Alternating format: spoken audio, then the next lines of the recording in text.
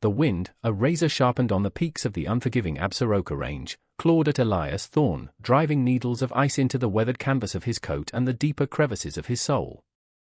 Each gust was a fresh damnation, another verse in the winter's cruel psalm. He'd been tracking a wounded elk for 2 days, the promise of meat a desperate prayer against the encroaching teeth of starvation, but the blizzard had descended like a judgment, wiping away tracks, hope, and the very memory of warmth. His cabin, a lonely sentinel against the vast, white emptiness, was still miles distant, and the thought of Sarah, lost to a fever that burned as cold as this relentless snow, gnawed at him. It was a phantom pain, a wound that never truly healed, only crusted over with the ice of solitude. He squinted through the swirling chaos, his eyes, the color of a winter sky before a storm, catching a smudge of darkness against the pristine drift. Not a rock. Too soft. Too wrong. He pressed forward, his snowshoes sighing with each laborious step, the wind snatching his breath away. The smudge resolved itself into a shape, huddled and still, at the base of a skeletal pine. A woman. And bundled in her arms, a swaddled infant. Elias's heart, a thing he'd thought long frozen, lurched with a violence that stole the air from his lungs more effectively than any wind. He dropped to his knees beside them, his own exhaustion forgotten. The woman's face was alabaster, lips tinged with blue, her lashes frosted like delicate ferns. A tremor, faint as a dying bird's wing, ran through her. Her eyes fluttered open, unfocused, milky with the proximity of death. She clutched the bundle tighter, a ragged whisper escaping her. Please, Elias didn't need words.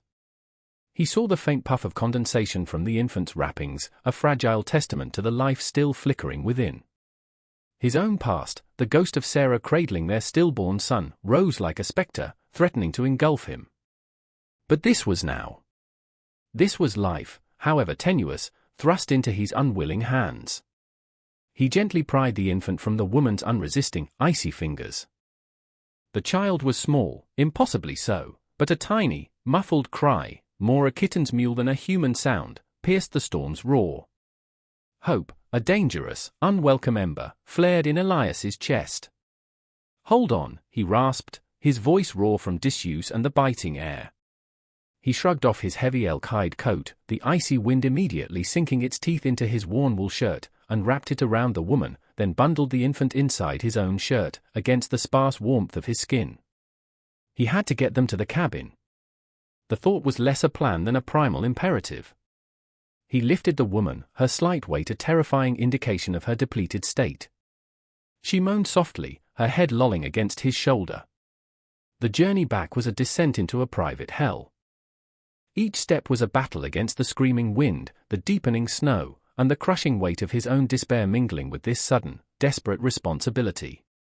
He felt the infant stir against him, a tiny, trusting presence, and a fierce, almost savage protectiveness surged through him. He would not let them die. Not again. He would not fail again. The landscape blurred into a white nightmare, but the image of his cabin, its promise of shelter, burned in his mind's eye. He stumbled, fell, rose again, driven by a force he didn't recognize, or perhaps one he had long suppressed. The memory of Sarah's face, pale and serene in death, was an agony, but the small, warm weight against his chest was a counterpoint, a fragile defiance. Hours later, or perhaps an eternity, the dark silhouette of his cabin emerged from the swirling snow like a half-forgotten dream. Smoke, thin and ghostly, curled from its stone chimney. He'd banked the fire low, never expecting to be gone so long. With the last dregs of his strength, he kicked open the door and half-carried, half-dragged the woman inside, collapsing with her onto the rough-hewn wooden floor, the infant still sheltered against him. The sudden silence, broken only by the crackle of the dying embers in the hearth and their ragged breathing, was deafening. He lay there for a moment, the world tilting, before the urgent need to rekindle the fire, to fight back the encroaching cold that clung to them like a shroud, propelled him to his feet. The woman lay still, too still, and for a terrifying moment, he feared he was too late. But then, a faint sigh, and he saw the almost imperceptible rise and fall of her chest. They were alive. For now.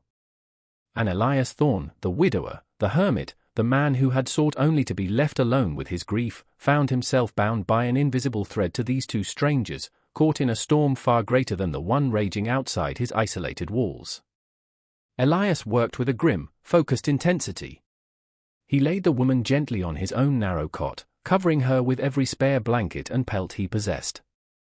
Her skin was like ice to the touch, her breathing shallow. He stripped off his wet outer layers, his own body shivering violently, and quickly built up the fire in the hearth until it roared, casting flickering, dancing shadows across the small, sparse room. The cabin, usually a tomb of silent sorrow, now pulsed with a fragile, desperate life. He turned his attention to the infant. Carefully, he unwrapped the child from its sodden bindings and his own shirt. A boy, tiny and red, but blessedly, miraculously, breathing steadily. Elias found an old, soft piece of Sarah's flannel nightgown, tucked away in a chest with other painful relics of his past, and wrapped the baby snugly. He held the infant close to the fire, his large, calloused hand surprisingly gentle. A wave of profound, aching tenderness washed over him, so potent it brought tears to his eyes, tears he hadn't shed since Sarah's passing. He hadn't expected to feel this again, this raw vulnerability, this fierce desire to protect. He managed to warm some of the elk broth he'd had simmering before his ill-fated hunt, and using a strip of clean cloth, he patiently coaxed a few drops between the baby's lips. The child suckled weakly, a primal instinct asserting itself even in this dire extremity. For the woman, he melted snow, brewing a weak tea from the few hoarded herbs Sarah had kept for medicinal purposes. He lifted her head, cradling it carefully, and managed to get her to swallow a little. Her eyes remained closed, but a slight furrow in her brow, a minute tensing of her frozen features, suggested a flicker of returning awareness. As he tended to them, fragments of his own life replayed in his mind. Sarah, her laughter echoing in this very cabin, her hands, like his now, tending a fire, kneading dough. The small grave on the hillside, marked by a simple wooden cross, where their hopes lay buried with their stillborn son. He had thought that part of him, the part capable of love and care, had died with them. Yet, here he was, fighting for these strangers with a tenacity that surprised him. He noticed the quality of the woman's tattered clothing. Though torn and soaked, the fabric was fine, finer than anything seen in these remote mountains. A delicate lace edged the collar of her dress, incongruous against the harsh reality of her present state. A single, ornate silver button, missed by whatever misfortune had befallen her, glinted dully in the firelight. These were not the clothes of a homesteader's wife, nor of any woman he knew in the sparse settlements miles away. Who was she? And what terrible circumstances had led her, with a newborn, into the heart of a killing blizzard? The questions hung in the air, heavy and unanswered. For now, survival was the only catechism. Days blurred into a rhythm of care. He hunted close to the cabin, snaring rabbits, his focus narrowed to providing. He slept little, his ears tuned to every breath, every sigh from the cot, every whimper from the makeshift cradle he'd fashioned from a wooden box near the fire. The woman slowly, painstakingly, began to mend. The blue tinge left her lips, replaced by a pale, translucent hue. Her breathing deepened. One afternoon, as he spooned more broth into her mouth, her eyes opened, and this time, they were clear. They were a startling shade of violet, intelligent and filled with a profound, weary sadness. She looked at him, then her gaze drifted to the infant sleeping by the fire. A single tear traced a path down her cheek. "My son," she whispered, her voice a fragile reed. "He's safe," Elias said, his own voice gruff. "Warm." Fed, she closed her eyes again, another tear escaping. "Thank you," she breathed, the words barely audible. She didn't offer her name, nor ask his. There was a fear in her eyes, a haunted look that spoke of pursuit, of terror. Elias didn't press. He understood the language of hunted things. He had been one himself, in a different way, hunted by grief. He saw her gaze fall upon a small, intricately carved wooden bird he had made for Sarah years ago, sitting on the mantelpiece. Her expression softened for a moment, a flicker of something other than pain. The baby, whom Elias had taken to calling little cubber in his mind, began to thrive under his clumsy but devoted care. He was a constant, demanding presence, a tiny anchor in the shifting landscape of Elias's emotions, pulling him back from the brink of his own frozen despair. The thaw came slowly, both outside and within the small cabin. Sunlight, when it finally broke through the oppressive grey, seemed almost an alien thing, painting the snow-laden landscape in brilliant, blinding whites and blues. Anneliese, for she had finally whispered her name to him one quiet evening, her voice still thin but gaining timbre, sat propped against pillows on the cot, the baby, whom she called Wilhelm, nestled in her arms. Colour had returned to her cheeks, and with it, a fragile beauty that Elias found himself noticing with a strange, protective pang. She spoke little of her past, the words seeming to catch in her throat, choked by a fear that still shadowed her violet eyes. But Elias, a patient observer of nature's subtle signs, pieced together fragments from her guarded phrases, from the way her hand instinctively went to a faded bruise on her wrist, from the expensive, though now ruined, quality of the few salvaged items from her meagre bundle. He learned of a journey, long and fraught with peril, of betrayal by those she should have trusted. She spoke of a powerful man, his name a venomous hiss on her lips, Klaus. A brother-in-law, consumed by greed and a lust for a title, a legacy that was not his. He wanted Wilhelm, she murmured one day, her gaze fixed on her sleeping son, her knuckles white as she clutched the blanket. My husband, the Baron, died, unexpectedly. Klaus claimed it was an accident. But I knew. Her voice trembled.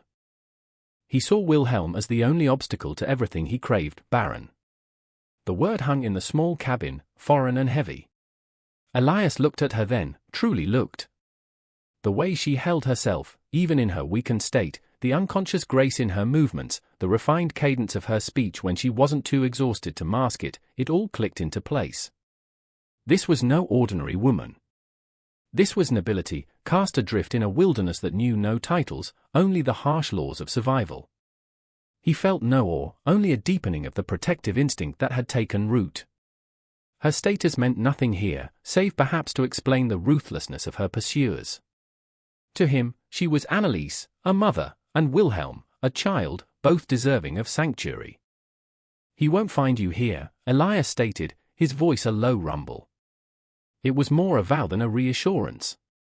He began to fortify the cabin in small, unobtrusive ways, checking the sturdy shutters, ensuring his rifle was always clean and loaded, its polished barrel reflecting the firelight. He taught Anneliese how to load and fire the small pistol he kept, its presence a grim necessity. Her hands trembled at first, but a steely determination soon settled in her eyes. She was a fast learner, her fear a potent motivator. The baby, Wilhelm, grew stronger, his cries becoming more robust, his eyes, dark like his father's, Anneliese had said wistfully, beginning to focus on the world around him. He would grasp Elias's calloused finger with surprising strength, a small, innocent gesture that chipped away at the remaining ice around Elias's heart. One crisp morning, as Elias was chopping wood, his axe strokes echoing in the silent, snow-draped forest, he saw them, two riders, dark figures against the distant white horizon, moving with a purpose that sent a chill down his spine despite the exertion.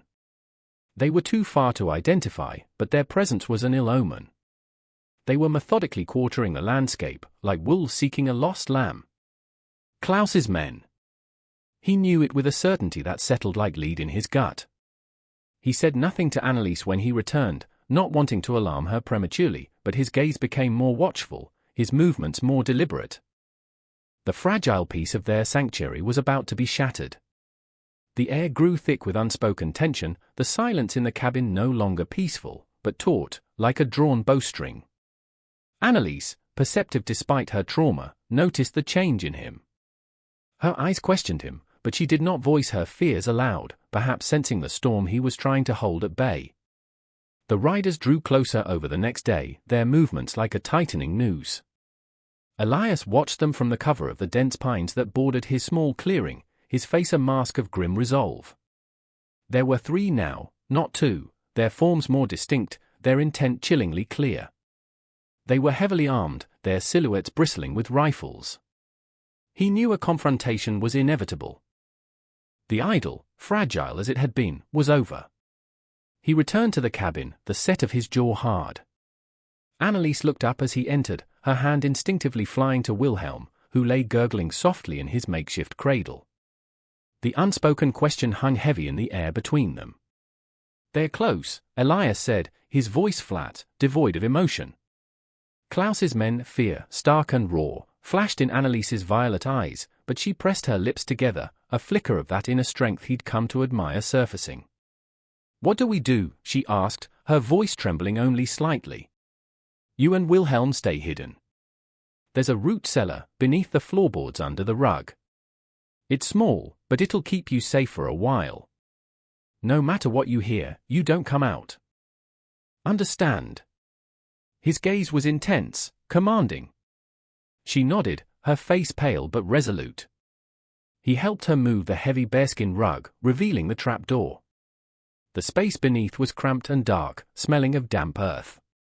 He placed extra blankets and a small lantern inside. As Anneliese climbed down, clutching Wilhelm tightly, she paused, looking up at him, her eyes filled with a mixture of terror and a desperate, fragile trust. "Elias," she began, then stopped, tears welling. "Be careful," he merely nodded, his expression unreadable. "Bar the door from the inside if you can." He replaced the trapdoor and the rug, trying to make it look undisturbed. Then he took his rifle from its pegs above the mantel, checked the ammunition, his movements economical and precise. He was no stranger to violence, the war had seen to that, carving its lessons deep into his soul. But this was different. This wasn't for a flag or a far-off cause. This was for the innocent lives hidden beneath his floorboards, for the memory of Sarah, for the chance, however slim, to redeem a past filled with loss. The first shout came as dusk began to bleed across the snow-covered landscape, painting the world in hues of blood orange and bruised purple. "Ho, the cabin! We know you're in there, Thorn. And we know who you're hiding." The voice was coarse, arrogant, laced with a cruel amusement. Elias moved to the small, shuttered window, peering through a crack. 3 men, dismounted, were advancing cautiously, their rifles held ready. One, taller than the others, with a sneering, cruel face scarred by an old blade, seemed to be the leader. This must be a lieutenant of Klaus, perhaps Klaus himself if he were so bold or desperate. "Send out the woman and the child, and we might let you live, old man," the leader bellowed, his laughter echoing unnaturally in the stillness. Elias remained silent, his rifle steady in his grip. He could hear the faint, muffled whimpering of Wilhelm from below, a sound that tightened the knot of fury in his chest. He was a man of few words, and these vermin deserved none of them. His answer would be delivered through the barrel of his Winchester. The quiet was more unnerving to the men outside than any shouted defiance would have been. They exchanged uneasy glances. The leader, impatient, gestured. "Burn him out if we have to. The Baron wants the whelp alive, but the woman, she's negotiable. And this fool homesteader is expendable." The words, dripping with contempt, reached Elias clearly. Negotiable. Expendable. The casual cruelty of it solidified his resolve into something as hard and unyielding as the frozen earth. He saw one of the men sling his rifle and reach for a torch and kindling from his saddlebag. That decided it. He couldn't let them set fire to the cabin, not with Anneliese and Wilhelm trapped beneath. He took a steadying breath, the image of Sarah's gentle smile flashing in his mind, then the vulnerable face of Anneliese, the innocent helplessness of the baby. If you were Elias, facing odds like these, with innocence hanging in the balance, what wellspring of courage would you draw from? Tell me in the comments. He sighted down the barrel, aimed for the torchbearer's leg, and squeezed the trigger. The crack of the rifle shot was like a thunderclap, shattering the tense silence. The man screamed, dropping the torch and clutching his thigh as he crumpled to the snow. Chaos erupted.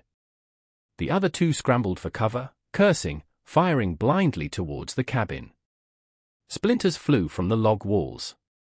Elias worked the lever action smoothly, ejecting the spent casing, chambering another round. He was calm now, a cold, focused rage guiding his actions. The hunter had become the hunted, but this prey had teeth. The fight was brutal, a desperate dance of death played out in the fading light. Bullets thudded into the cabin walls, peppering the stout logs, a deadly rain seeking entry. Elias moved from window to window, a phantom in the dim interior, firing sparingly, making each shot count. He wasn't a soldier anymore, but the instincts, the muscle memory, remained. He aimed to wound, to disable, not necessarily to kill, a relic of a conscience he thought long dead, but one that Anneliese and Wilhelm had somehow reawakened. One of the men, bolder or more foolish than his companion, tried to rush the door. Elias's bullet caught him in the shoulder, spinning him around before he collapsed, groaning, into the snow. Only the leader remained active, firing with a controlled fury from behind a large pine tree. "You'll pay for this, Thorn," the scarred man roared, his voice hoarse with rage. "Baron Klaus will flay you alive for this insult. The woman is his. The child is his." Elias didn't respond. He knew this type of man. Their bluster was a mask for their cowardice, their cruelty a shield for their inadequacy. He waited, patient, letting the man expend his ammunition and his fury. The shadows deepened, the forest becoming a labyrinth of grey and black. The only light came from the muzzle flashes and the pale, indifferent moon beginning to climb the darkening sky. Suddenly, from beneath the floorboards, came a muffled thud, then a sharp, feminine cry of pain, quickly stifled. Elias's blood ran cold. Had they somehow found the trapdoor? Or had Anneliese, in her terror, made a sound that betrayed her? The distraction, momentary as it was almost fatal. The scarred leader, sensing an opportunity, charged from behind the tree, his pistol blazing. A bullet seared past Elias's ear, another thudded into the doorframe beside his head. Elias ducked, firing from the hip, a desperate shot. The man grunted, stumbled, but kept coming, his face a mask of hate. They met in a brutal, close-quarters struggle just outside the cabin door. The man was strong, fueled by malice. His pistol clattered away as Elias slammed into him. They wrestled in the snow, fists flying, breath rasping in the frigid air. Elias felt a searing pain as the man's knife, suddenly produced, slashed across his arm. But Elias, driven by a primal need to protect those within, fought with the strength of a cornered bear. He landed a heavy blow to the man's jaw, then another. The man staggered back, and Elias saw his opening. He lunged, driving his own hunting knife, the one he used for skinning game, deep into the man's side. The scarred leader gasped, his eyes wide with shock and sudden understanding, then collapsed, a dark stain spreading rapidly on the snow beneath him. Silence descended, vast and ringing. Elias stood panting, his arm bleeding freely, the coppery scent of blood sharp in the icy air. The other two men were moaning, incapacitated but alive. He quickly disarmed them, his movements efficient despite the throbbing in his arm. He retrieved their weapons, then dragged them, one by one, further from the cabin, binding their hands with strips of torn cloth. He would deal with them later. His priority was Anneliese and Wilhelm. He stumbled back into the cabin, his vision blurring slightly. "Anneliese," he called, his voice rough. A faint sob answered him from beneath the floor. He heaved the rug aside, his injured arm protesting, and lifted the trapdoor. Anneliese looked up, her face streaked with dirt and tears. Wilhelm clutched tightly to her chest. "Elias! You're hurt," she cried, scrambling out, her eyes wide with concern as she saw the blood soaking his sleeve. "It's nothing," he grunted, though the pain was intense. "Are you and the boy all right?" She nodded, her gaze sweeping the cabin, then peering out the door at the still forms in the snow. "They you there?" "They won't trouble you again," Elias said, his voice weary. He sank onto a stool, the adrenaline ebbing, leaving him feeling cold and shaky. Anneliese rushed to him, her earlier fear replaced by a fierce urgency. She tore a strip from her petticoat and, with surprising competence, began to clean and bind his wound. Her touch was gentle, yet firm. As she worked, her composure finally crumbled. Sobs shook her slender frame. I thought, Wilhelm, sensing his mother's distress, began to wail. Anneliese automatically soothed him, her movements practiced even through her tears. In that moment, watching her tend to both him and her child, Elias felt a profound sense of peace settle over him, a peace he hadn't known in years. The storm outside had passed. And perhaps, just perhaps, the one inside him had too. The dawn broke clear and cold, the rising sun casting long, blue shadows across the blood-stained snow. Elias, his arm tightly bandaged, moved with a stiff weariness. Anneliese, her face pale but her eyes resolute, helped him.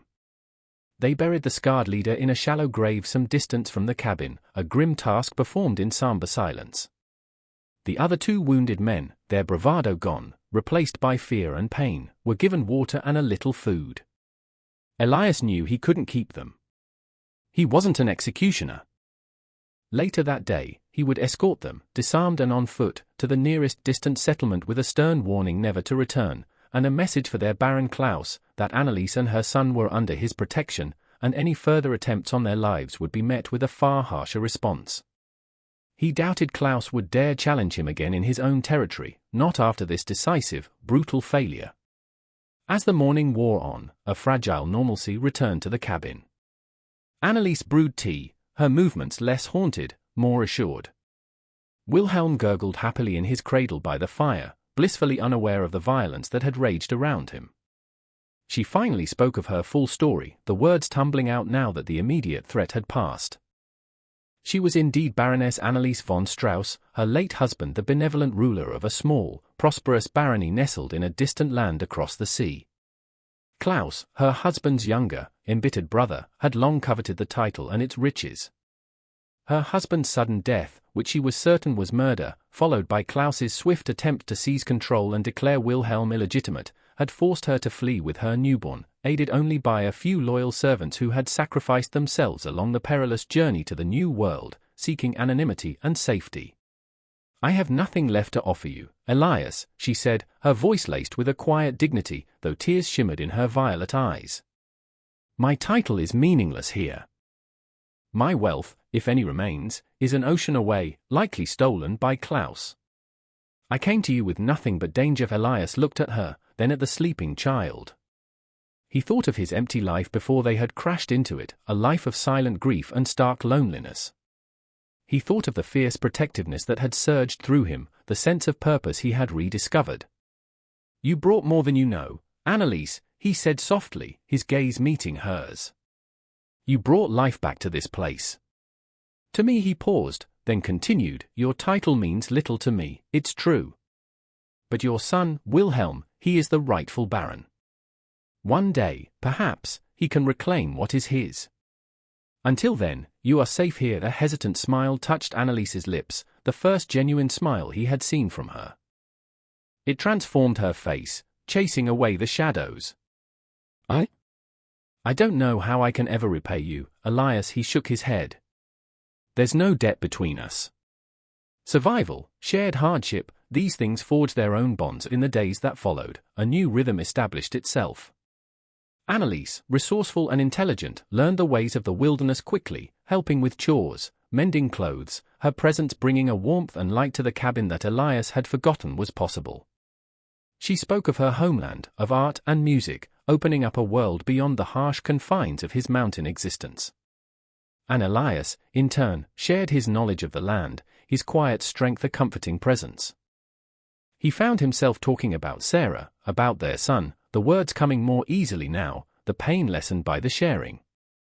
He was no longer just the grieving widower, he was Elias Thorne, protector, provider, a man who had stared into the abyss and chosen life. Months later, a letter arrived, carried by a circuit preacher, bearing an official-looking seal. News from Anneliese's homeland. Loyalists to her late husband, emboldened by news of Klaus's tyrannical rule and whispers of the Baroness's survival, had risen up. Klaus's reign was crumbling. They implored her to return, to bring the young Baron Wilhelm home. Anneliese read the letter, her face a mixture of hope and trepidation. She looked at Elias, her eyes asking an unspoken question. "You must go," he said gently, though a pang of something akin to loss echoed in his chest. "Wilhelm deserves his birthright. And you deserve to reclaim your life." She offered him a fortune, a place of honor by her side when she returned. He politely declined the grandeur, the titles. "My place is here," he said, gesturing to the mountains that cupped his small cabin.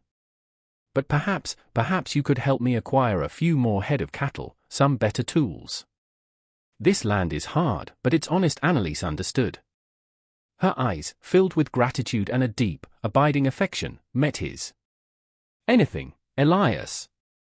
Anything you need. The day she left, with a small, trusted escort arranged through her distant allies, the cabin felt suddenly, overwhelmingly empty. But it was not the same emptiness as before. This silence was filled with memories, with the lingering scent of her presence, the echo of Wilhelm's laughter. Elias Thorne stood by his cabin door, watching them disappear down the snow-melted trail, a lone figure against the vastness of the wilderness. He was still a man of solitude, but he was no longer alone. He had saved a dying woman and her child, unaware of her station, acting solely from the dictates of a rediscovered heart. And in doing so, he had saved himself. The snows would return, the winters would still be harsh, but Elias Thorne would face them with a renewed spirit, a man redeemed not by wealth or status, but by the simple, profound act of human kindness. What acts of kindness, however small, have changed the course of your life or the life of someone you know? These are the stories that truly define us. If you were moved by Elias's journey, click here to watch another tale of courage and redemption, and don't forget to subscribe for more inspirational stories.